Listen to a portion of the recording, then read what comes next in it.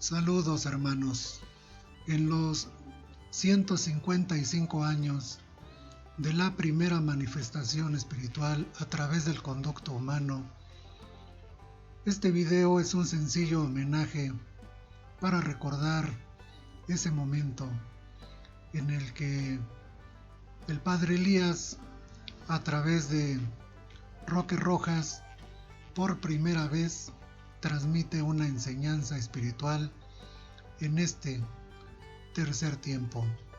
Han pasado ya 155 años desde aquel 1 de septiembre de 1866. Haremos un paseo a través de la historia para recordar momentos trascendentes e importantes, desde los antecedentes que nos llevan a comprender por qué somos como somos, es decir, por qué pensamos y sentimos y vemos el mundo de una determinada forma. Este homenaje parte de esa labor que están haciendo nuestros hermanos del Templo de las Montañas Roque Rojas, donde, como propósito de conocer lo que es la enseñanza entregada dentro del espiritualismo trinitario mariano, estos días previos se han reunido para analizar el surgimiento en sus antecedentes de lo que fue el espiritualismo trinitario mariano. Conocer el pasado nos lleva a no ver de manera estática las cosas, pensando que esto que hacemos y cómo somos siempre ha sido así. Detrás de ello hay generaciones que han vivido, sentido, luchado, forjando lo que hoy tenemos como herencia, sabiendo que ahora mismo, en estos momentos, estamos forjando destino. Es decir, que de lo que hayamos aprendido y de lo que ahora estemos dispuestos a hacer, así será el mañana. Comprender que vivimos una realidad que nos identifica ante el mundo como una nación mestiza, donde tenemos un antecedente indígena, raíz de nuestros pueblos, y también un ascendente europeo, los que vinieron a estas tierras, y que somos descendientes de ambos, que ya no somos puramente indígenas, ni tampoco somos aquellos navegantes o aquella raza que vino a conquistar. Una nueva forma de ver el mundo, diferente a nuestros antepasados, a nuestros ancestros, tenemos ahora. Una realidad que vemos desde una muy particular forma de sentir y ver el mundo. Por el lado de nuestra raíz indígena, vamos a recordar que procedemos en México mayoritariamente. En la parte central del país estuvieron mayoritariamente lo que se conocieron como las tribus nahuatlacas. Estas 7 tribus venían del norte, del noroccidente del país. Se identifica como un lugar llamado Chicomostoco de las 7 cuevas, donde salieron, emigraron. Estas tribus fueron los Xochimilcas, los Chalcas, los Tepanecas, los Acolúas, los Tlahuicas, los Tlaxcaltecas, y la última en emigrar fueron los Mexicas o Aztecas.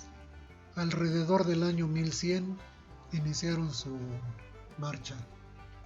Después de 200 años llegaron a lo que hoy es el Valle de México.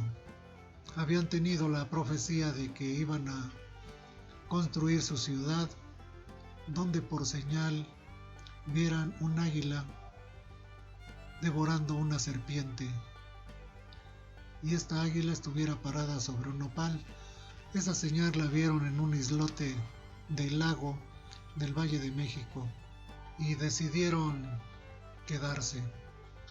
Todas las tierras estaban ya ocupadas, así que pidieron permiso y fueron vasallos del señorío tepaneca, que en aquel tiempo era la tribu predominante. Al cabo de 200 años, no solamente se hicieron libres, sino fueron capaces de edificar una majestuosa ciudad, una maravilla, en medio del lago, con majestuosos palacios, calzadas. Tenía por característica de que estaba en medio del lago y se fue construyendo paulatinamente sobre chinampas. Lo que vemos como si fueran calles o avenidas eran los canales. Entonces la ciudad estaba con sus edificios al centro y alrededor los asentamientos y los terrenos de cultivo. La ciudad estaba comunicada a tierra firme por medio de calzadas. Aquí vemos la de Iztapalapa, la de Tacuba y la del Tepeyac.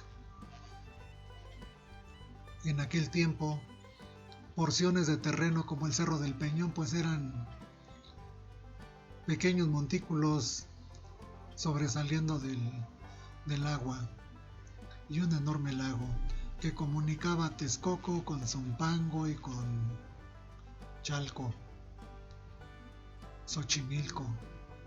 En el año de 1492 llega a costas de América Cristóbal Colón, y lo que iba a suceder después, detrás de este descubrimiento de tierra más allá del océano, vendría la conquista.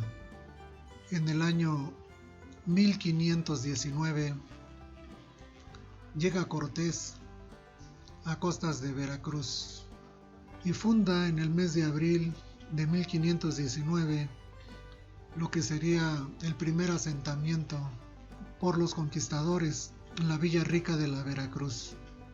Al estar ya en tierras americanas, se da cuenta de la rivalidad que hay entre los indígenas. Varios pueblos inconformes que tienen que rendir tributo a los aztecas se alían a los españoles. Después de 3 meses de sitio, el día 13 de agosto de 1521, cae la Gran Tenochtitlan en poder de los españoles y sus aliados indígenas.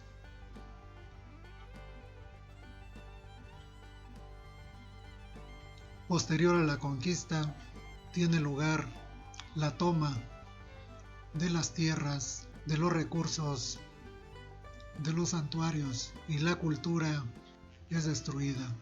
Surge la encomienda como forma de organización social para la producción.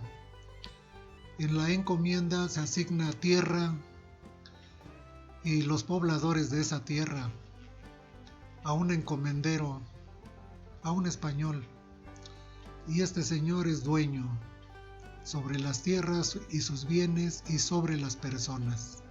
Con esta forma de organización social, varios españoles se hicieron acaudalados, pues tenían un trabajo por el que no pagaban, y grandes explotaciones, ya sea plantíos o en las minas, pues hicieron florecer en aquel tiempo la economía, el comercio. Fueron momentos difíciles, porque incluso antes de la llegada de los españoles, cuando un pueblo sometía a otro, pues solamente se pedía tributo, es decir, no se esclavizaba físicamente a los pobladores, ni se les tomaba sus tierras, se respetaba su religión, sus gobiernos, y estos pueblos solamente tendrían que rendir tributo, una porción de lo producido, pero ya bajo la encomienda, pues la esclavitud era total. A la conquista militar siguió la conquista espiritual. Los primeros evangelizadores incendiaron los templos prehispánicos con el fin de alejar a la población del culto a sus antiguos dioses o divinidades. Y de esta manera empieza lo que sería esa conquista espiritual, que no fue sencilla. Tenemos aquí a la izquierda, en la parte superior, el escudo de la Santa Inquisición. Fueron momentos tremendos. No solamente el mundo que habían conocido ya no existía, sino que ahora había que obedecer nuevas reglas, adorar a nuevos dioses y servir como súbditos a extraños en su propia tierra. ¿Y de dónde vino esta plaga oscurantista? Vamos a recordar. Después del Concilio de Nicea del año 325 de nuestra era, donde el emperador romano Constantino hizo del cristianismo la religión oficial del Imperio Romano, se persiguió y quemó todo vestigio del cristianismo antiguo, ese que practicaba las enseñanzas del Divino Maestro. Arrasaron con los cristianos gnósticos, con los cristianos cátaros, y formaron una religión del poder, orientada hacia el culto exterior. Y esto es lo que nos llegó con la conquista. Ese proceso fue arduo. Hubo que pasar de el significado de lo que representaba una visión del mundo a otro. Y dándose cuenta, los conquistadores, pues el puente que tendieron fue precisamente a través de algo que pudieran aceptar los conquistados, algo que les fuera propio. Y de esta manera se fue haciendo un sincretismo, una mezcla entre la visión original que tenían los pueblos con la nueva, recién llegada.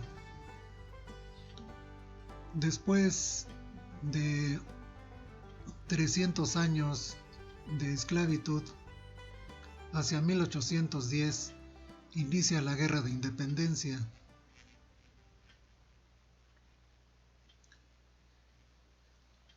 Esa independencia que iba a durar hasta 1821, en que se promulga la independencia. Roque Rojas, el enviado de la Tercera Era, nace el 16 de agosto de 1812. Su nombre completo, Roque Jacinto Rojas Esparza.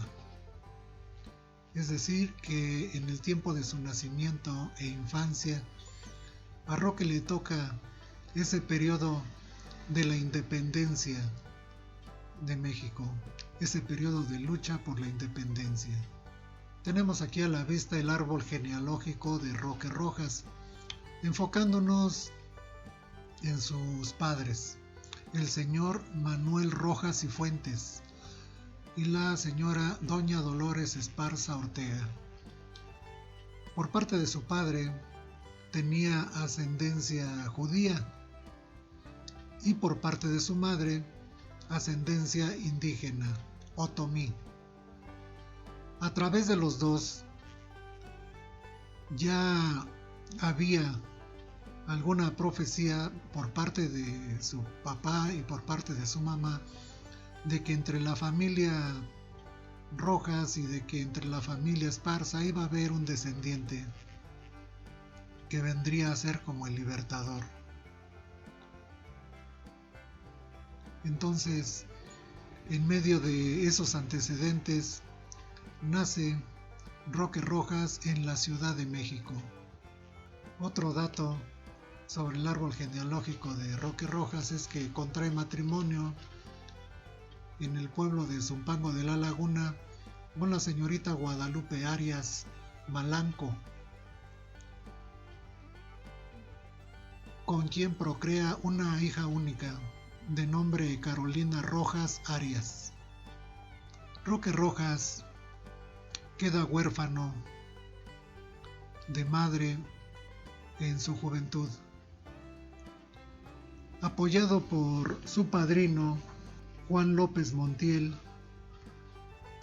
es que puede ingresar al Seminario de México.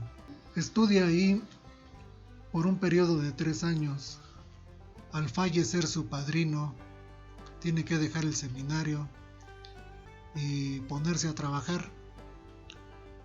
Se destaca que fue muy hábil para aprender oficios. Se le ubican 22 oficios. Fue impresor, grabador, carpintero, ebanista, relojero, pintor, entre otros oficios. Desde el año 1861 y hasta 1869, Roque Rojas recibe la inspiración de Elías.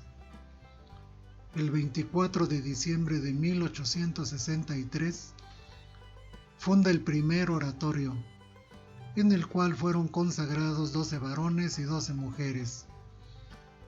A los varones se les dio el nombre de sacerdotes y a las mujeres las nombró sacerdotisas.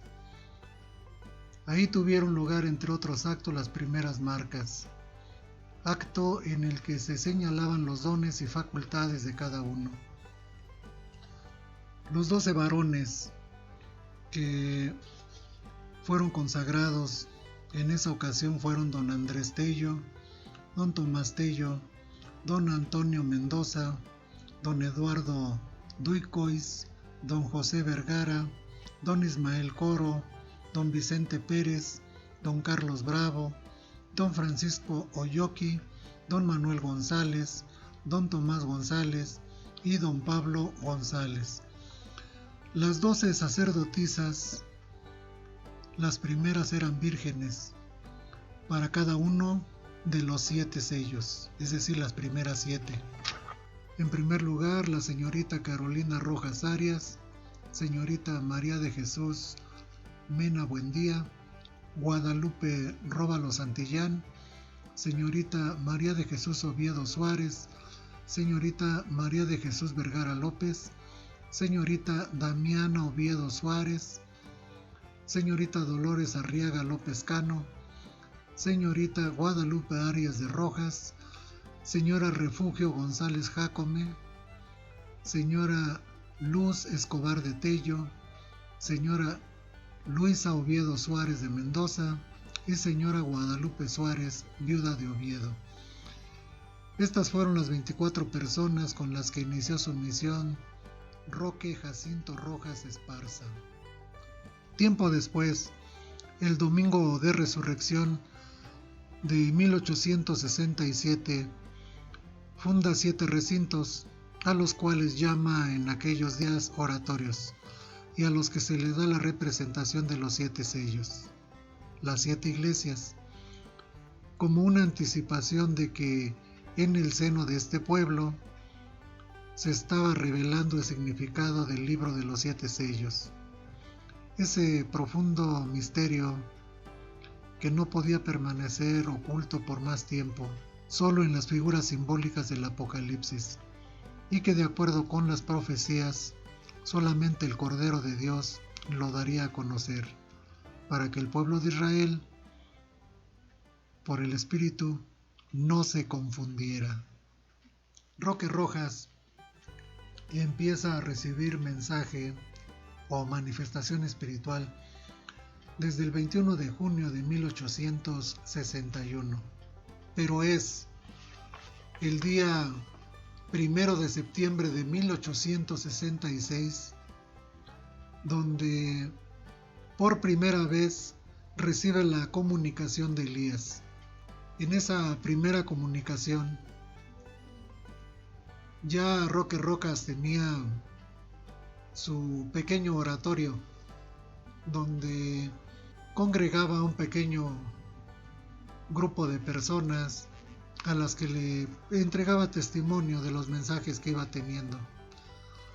En ese 1 de septiembre, esa primera comunicación a través de su entendimiento por Elías, de lo que se tiene registrado es lo siguiente: yo soy Elías, el profeta del primer tiempo, el de la transfiguración en el monte Tabor.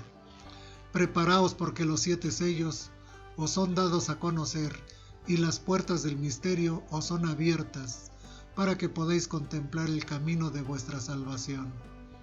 He aquí cumplida la palabra de Dios, pronunciada desde los tiempos remotos por sus profetas.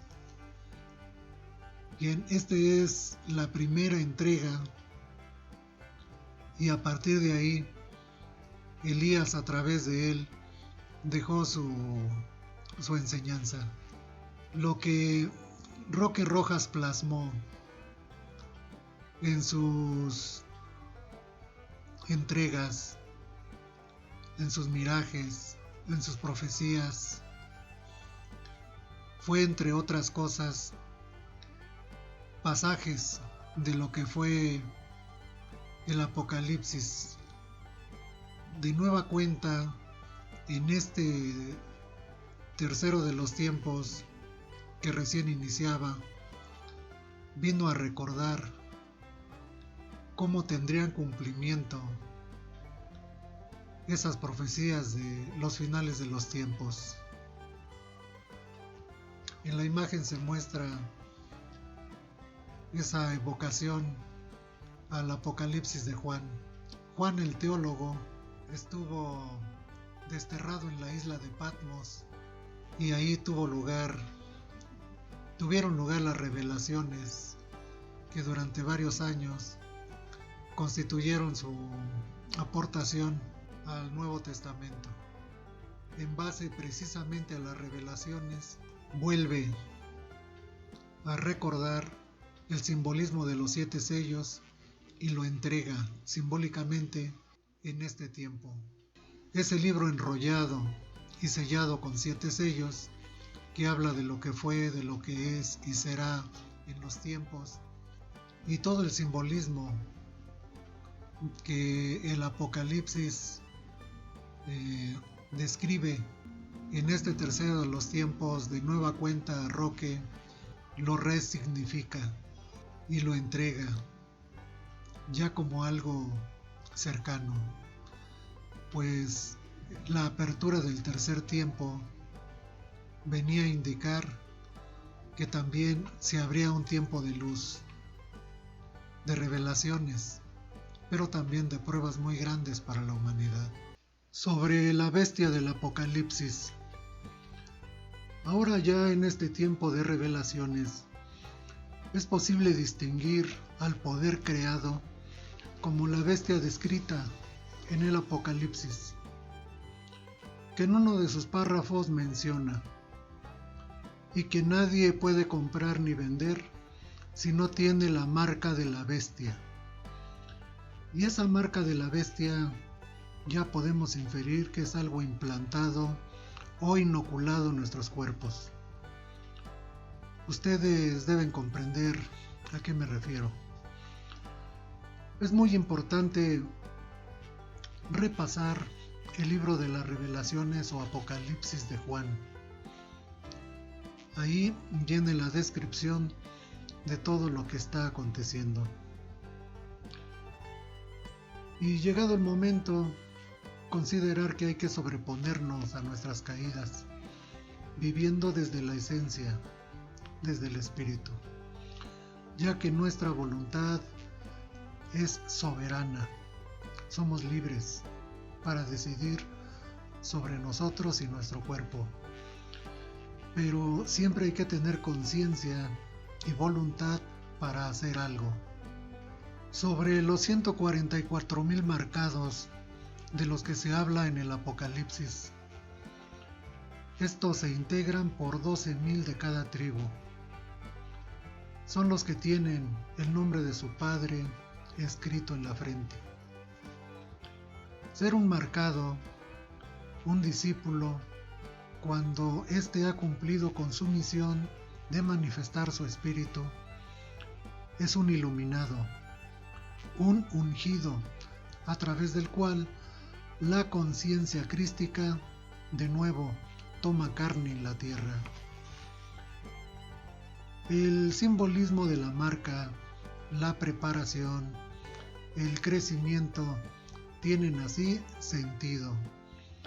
Cuando ahora sabemos que compartimos como humanidad una conciencia colectiva como especie, y que cuando una cantidad de individuos de la especie haya realizado un cambio en su conciencia, los demás integrantes de esa especie que están preparados serán capaces de asimilar ese salto de conciencia, es decir, hacer para sí lo que ya los otros hicieron manifiesto. Como humanidad tenemos que contribuir a forjar esos 144,000 espíritus iluminados por la conciencia crística. El Divino Maestro será en ellos e irán delante de los pueblos. Las 7 iglesias primigenias que los discípulos del Divino Maestro establecieron, esas primeras 7 fueron establecidas en Asia Menor, en el Medio Oriente, y son la de Pérgamo, Tiatira, Sardis, Filadelfia, Laodicea, Efesios y Esmirna. También por aquí aparece la isla de Patmos, donde estuvo desterrado Juan, el apóstol. Deseamos que estas primeras iglesias fueron establecidas por los discípulos del Maestro, por los apóstoles. Había mensajes con ellas y ocasionalmente las visitaban. Con ese bagaje, con esas entregas que estuvo teniendo Roque Rojas, se da un momento muy importante en la historia de nuestra nación. Benito Juárez promulga las leyes de reforma. Esto sucede un 25 de junio de 1856. La promulgación de las leyes de reforma separaba lo que era la iglesia del poder civil. Y esto fue decisivo porque hasta antes de este momento no había más que solamente una religión. Y Roque, que conocía a Benito Juárez, pues aprovechó el momento. En 1870 funda una iglesia mexicana. De 1861 hasta 1870, Roque estuvo recibiendo mensaje espiritual de Elías. Entre las aportaciones importantes de Roque Rojas está el hecho de que dio inicio a la comunicación espiritual. Esto es importante, muy importante, porque hasta antes de ese momento, todo lo que tenía que ver con lo sagrado, pues ahora era solamente a nivel del rito, de la liturgia, de los ceremoniales, pero ya no había un contacto, vamos a decir, directo con lo que se refiere al mundo de lo divino, de lo espiritual. Entonces este momento es importante, muy significativo. Roque recibe mensaje de 1861 a 1869. El 1 de septiembre de 1866 recibió la irradiación de Elías. En 1870 funda la Iglesia Mexicana Patriarcal Elías, con las 7 iglesias por él constituidas. Por su conducto, Elías dio a saber de la apertura del sexto sello y del inicio del tercer tiempo. Fundó una religión mexicana y, hay que señalar, se opuso a la continuidad de la manifestación espiritual. Él mismo decidió ya no seguir tomando la irradiación de Elías. Su enseñanza fue la base de diferentes doctrinas que surgieron de las 7 iglesias por él implantadas. Posterior a su muerte, surgieron, entre otras corrientes, estas son las importantes: el eliasismo, el espiritualismo, el evangelismo Elías, el asuncionismo, el roquismo y el soltaísmo. Es necesario mencionar que el espiritualismo corresponde a la iglesia del sexto sello. Otra de los pilares en la doctrina espiritualista trinitaria mariana es Damián Oviedo. Damián Oviedo Suárez nace en Veracruz en el año de 1845. Ella es de las primeras doncellas que fueron consagradas por Roque Rojas y es la primera portavoz de la divinidad. Esto sucede un domingo 11 de mayo de 1884. Este es un fragmento de esa histórica primera cátedra. La paz sea con vosotros. Heme aquí entre vosotros irradiando mi verbo y mi luz a través del entendimiento de Damián Oviedo, en cumplimiento a mi palabra entregada en los tiempos pasados. Os anuncié mi llegada, la cual sería como un relámpago que surge del oriente para llegar al occidente, en un tiempo en que las grandes guerras fratricidas se desatarían, y en el que la perversidad de los hombres llegaría a su mayor altura. Por ello, a través de esta manifestación, estoy preparando la simiente que habéis de llevar, oh pueblo amado, a los hogares destruidos, y en donde la virtud será pisoteada, y la ley en su totalidad adulterada. Oh, mi nuevo pueblo de Israel, os confío esta obra iniciada por Elías a través de Roque Rojas, como si fuese un árbol que hoy es tierno, pero mañana será corpulento y dará sombra y fruto al peregrino fatigado, al enfermo, al caído y al menesteroso. Bien, este es un fragmento de esa primera cátedra.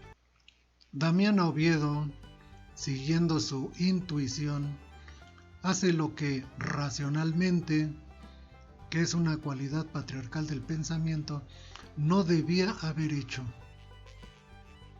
Primero, hacerse cargo de la jefatura del sexto sello como guía.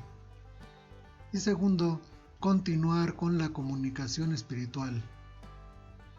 El tiempo finalmente puso las cosas en su lugar. Y es que este tercero de los tiempos es de luz y revelaciones.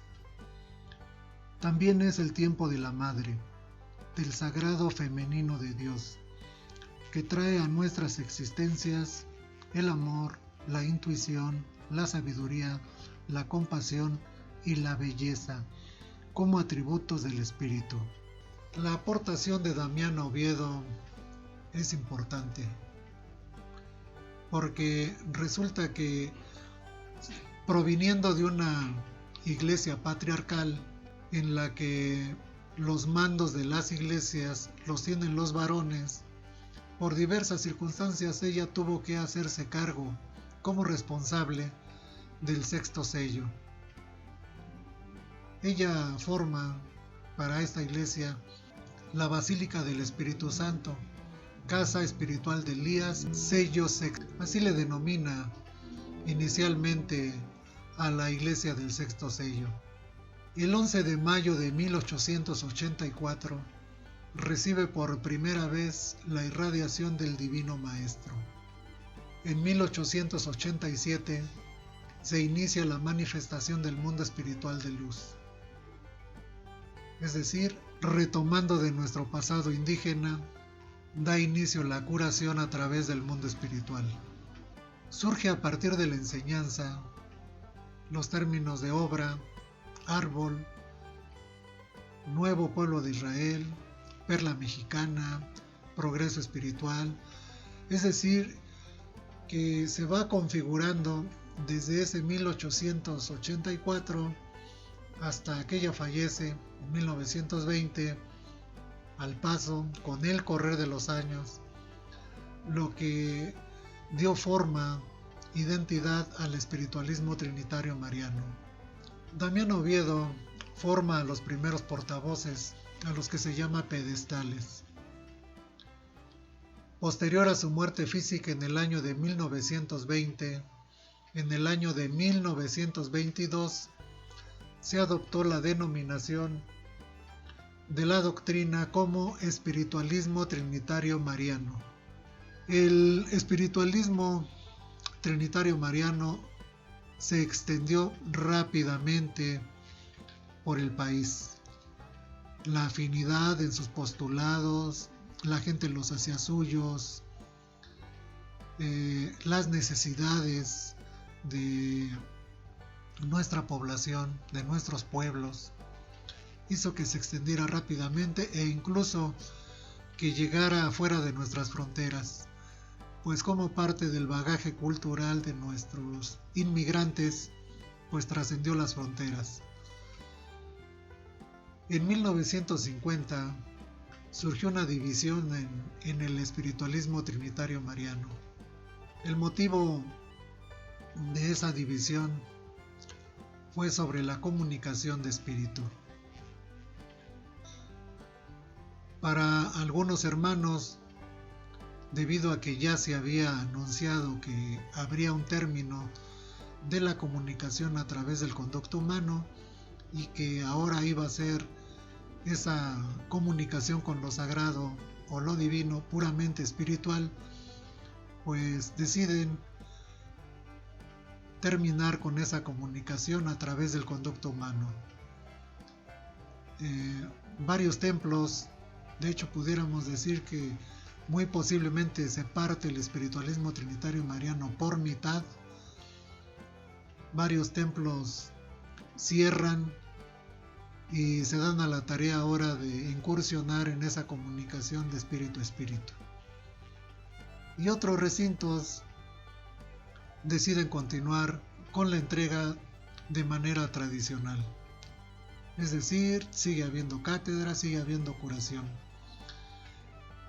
Pero ya está el antecedente de la necesidad de esa comunicación de espíritu a espíritu. Simplemente la parte que retoma la forma tradicional de trabajo considera que no es el tiempo, y los hermanos que deciden que ya es el tiempo, que había que cumplir el mandato porque así estaba ya establecido, pues al no encontrar acuerdo se separan. Ese momento es importante. 1950 viene a establecer un tiempo diferente para el espiritualismo y su desarrollo.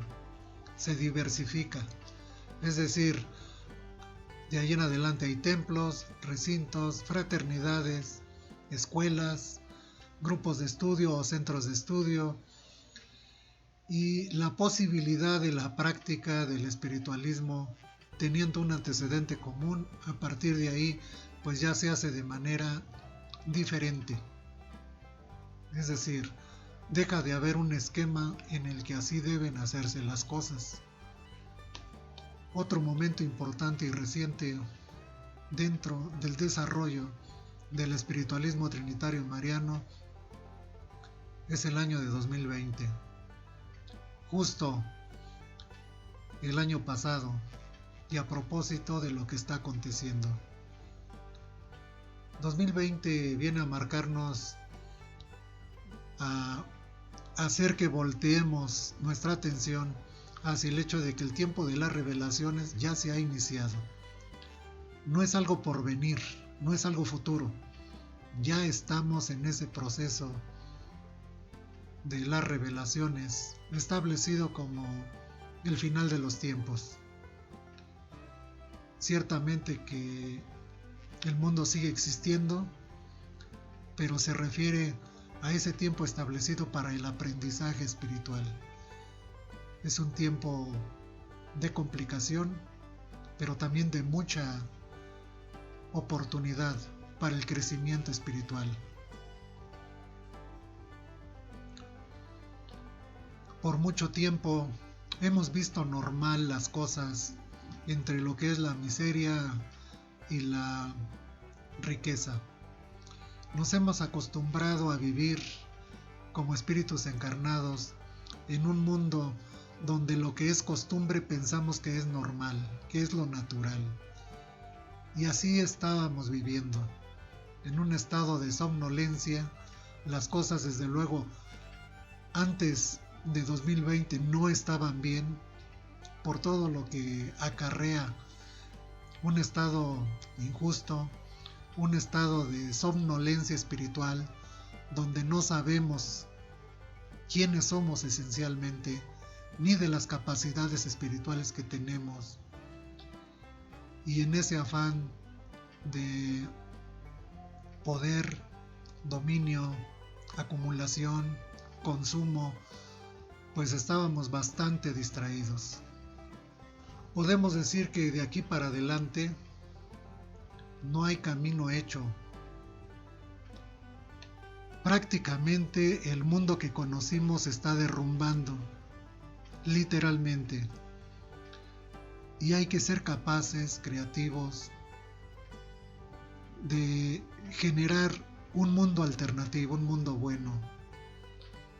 Pero he ahí que estamos ante esa situación. Primero, aceptar. Fuimos sorprendidos.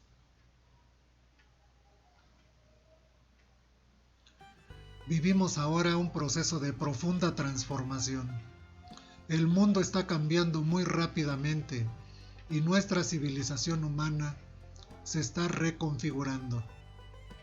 Prácticamente un mundo sucumbe y no logramos hacer que emerja todavía ese mundo alternativo. Por el proceso evolutivo de nuestra conciencia espiritual, ahora estamos más despiertos. Tenemos ante nosotros la oportunidad, por primera vez, de vivir desde nuestra esencia, desde nuestro espíritu. Esto porque una nueva morada espiritual de luz ya está al alcance. Ya también quienes han compenetrado en lo que es correspondiente al espíritu, lo intuimos, lo sentimos. Esa nueva morada espiritual que genéricamente los que han trabajado su espiritualidad conocen como la quinta dimensión, que pudiéramos identificar como un plano de luz, pues sí, efectivamente ya está al alcance. Pero en contrapartida y como fuerza opuesta está el hecho de que el poder creado se ha hecho del control del mundo y sus recursos. Pero ya también ahora nos damos cuenta, un pequeño grupo de familias o linajes han decidido también hacernos esclavos de conciencia para tener un control total.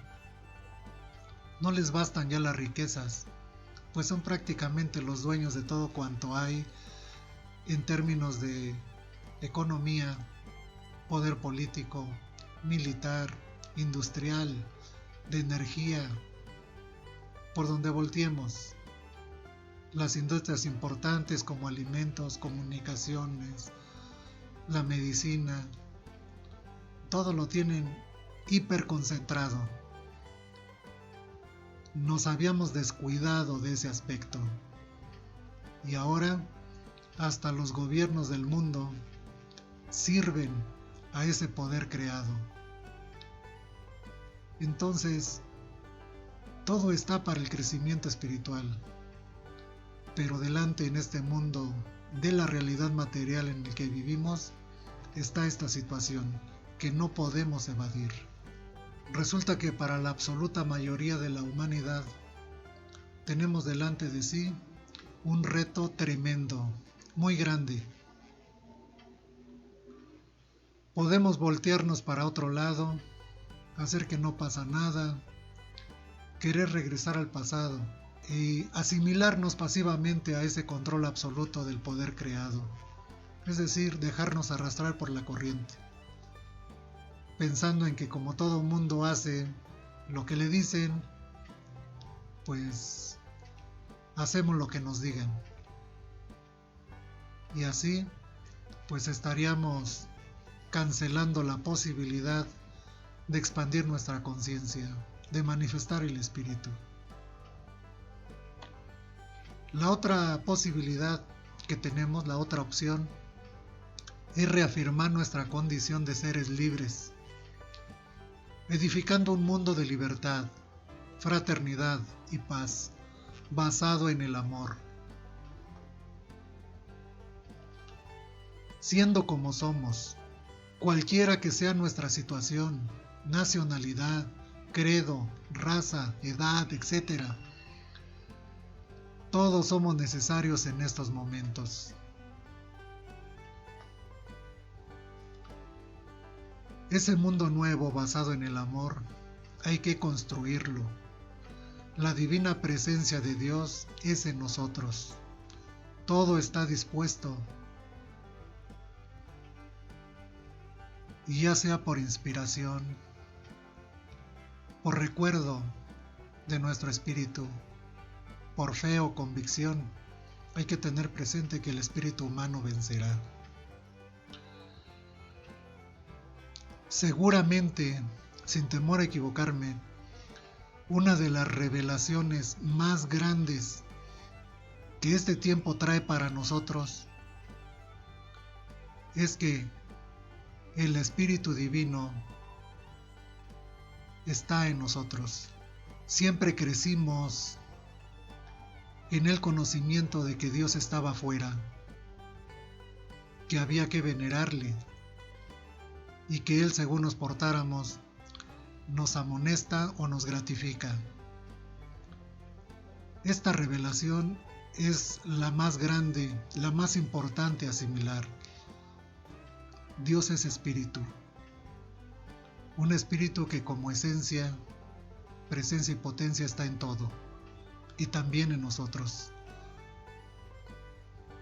Entonces, estando en nosotros, Dios en nosotros es el que va a restituir este estado de cosas. Habíamos pensado en ser salvados por un enviado. He ahí que el enviado, el divino maestro, el Salvador prometido, está en nuestra conciencia.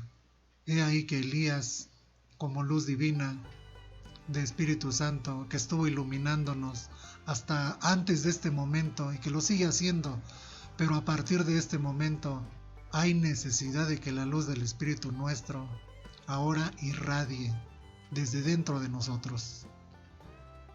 Ya llegamos a este momento decisivo de nuestra historia. Es un momento muy importante de autodescubrimiento. Descubrir quiénes somos realmente en esencia, más allá de las creencias, las formas. Ya no se trata de tener conocimiento, sino de tener la vivencia, de sentirlo y expresarlo en nuestra vida del día a día.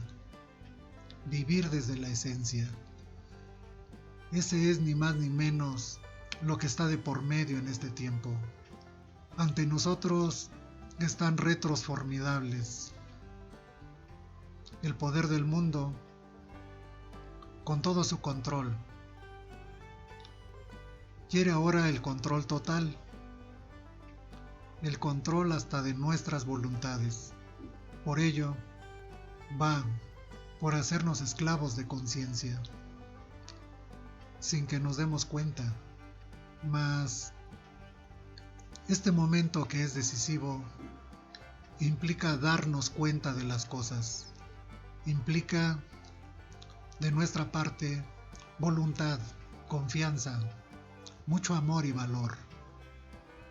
Y hay que reconocer que en momentos de prueba como este, donde hay mucho miedo de por medio, buscamos sobrevivir, conservar lo que se tiene, aunque sean las condiciones más difíciles.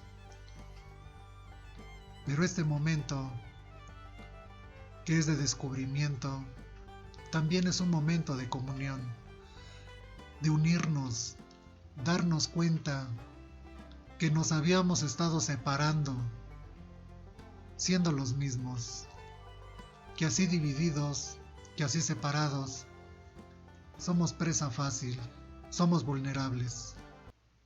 Hay que aprender de las lecciones que la vida nos ha dado como experiencia.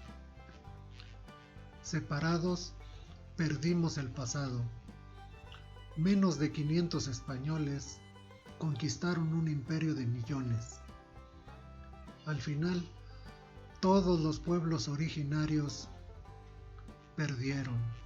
El espiritualismo trinitario mariano, que es nuestro sendero espiritual, nos da a conocer, a vivir la sabiduría sobre el hecho de que la materia y el espíritu, lo que es físico y lo que es esencial, no constituyen una dualidad irreductible, es decir, que sea separada, sino que es el espíritu la única realidad, esa única realidad que da lugar a la creación. Y ahora, en estos momentos, es necesario vivir la enseñanza. No podemos darle creencias a nuestros hermanos, ya las tienen. No podemos pensar que con un cambio de creencia podemos resolverle la vida a un hermano o lo podemos poner en el camino de la verdad. Hay que partir de la realidad concreta que ya tenemos. Y en el sendero espiritual en el que nos encontremos, en el que sea, tratar de unirnos por amor en el propósito común, unificado, de una humanidad en paz y en progreso espiritual. Es por eso que reconocer que todos los seres humanos, sin importar nuestra condición, somos hermanos, porque compartimos la misma esencia, hace que nos hermanemos, que nos unifiquemos más allá de toda diferencia. Por eso, desde este pequeño espacio, bendecidos sean todos nuestros hermanos, ya sea que recen en sus iglesias, oren en sus templos, en sus mezquitas o en sus sinagogas, en su santuario interno, o no sepan rezar ni orar. Decirles a todos los amo, bendecidos sean en sus caminos, todos somos uno y el mismo. A nuestros hermanos sin recinto, a quienes tengan motivación por tener un cumplimiento o una preparación y que radiquen cerca del Valle de Chalco, acérquense con nuestros hermanos del Templo de las Montañas Roques Rojas. Los horarios de servicio de este recinto para curación son los días martes y viernes de 3 a 5 de la tarde. Las cirugías espirituales, cuando se requiera, viernes a las 5 de la tarde. Las cátedras dominicales son a las 10 de la mañana y el desarrollo es terminando la cátedra a las 12 horas. Cátedras de fecha son los días 1 y 21 de mes. Si son entre semana, son a las 5 de la tarde. La dirección Es Cañada de Jico, manzana 410, lote 4, en la colonia San Miguel Jico, primera sección. Esto está en la cañada que forman el volcán de Jico y el Cerro del Marqués, en el municipio de Valle de Chalco, Solidaridad, Estado de México. Código postal 56613. Teléfono 55 64 64 94 32.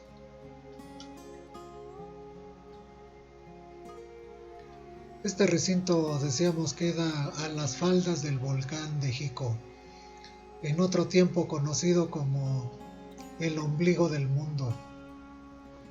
La atención es de parte de nuestra hermana guía, Blanca Estela González Soria. En la descripción del video dejamos el enlace para consultar el mapa de localización. Nos despedimos. Bendiciones, hermanos.